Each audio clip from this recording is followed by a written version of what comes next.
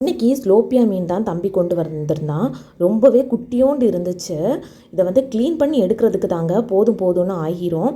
அம்மா தான் க்ளீன் பண்ணி எடுத்துக்கிட்டு இருந்தாங்க. ஃபஸ்ட்டு இதில் உள்ள செதில்களை எல்லாம் நீக்கிட்டு உள்ளே இருக்கிற குடல் எல்லாத்தையுமே ரிமூவ் பண்ணிடணும்.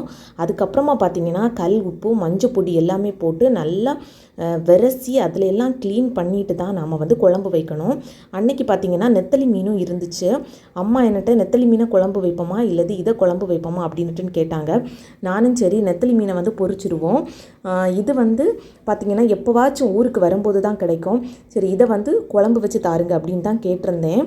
ஸோ என்கிட்ட அம்மா வந்து பார்த்திங்கன்னா நெத்தலி மீனை பொரிச்சிரு அப்படின்ட்டு சொன்னாங்க. நானும் பொரிச்சிக்கிட்டு இருந்தேன். அப்படியே தம்பி வேற வரதா சொல்லியிருந்தான். கண்டிப்பாக அவன் ஸ்லோப்பியா மீன் வந்து வேக வச்சா சாப்பிட மாட்டான், பொரிச்சா சாப்பிடுவான் அப்படின்ட்டு தான் அம்மா சொல்லியிருந்தாங்க.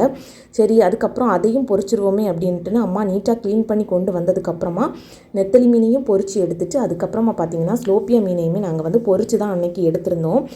வெறும் குழம்பு தான் ரெடி பண்ணி எடுத்திருந்தாங்க. வெறும் குழம்பும் பொரிச்ச மீனும் டேஸ்ட் வந்து சூப்பராக இருக்கும். பொரியலுக்கு பார்த்திங்கன்னா கீரை பொரியல் வச்சுருந்தாங்க. வீட்டு தோட்டத்திலே உள்ள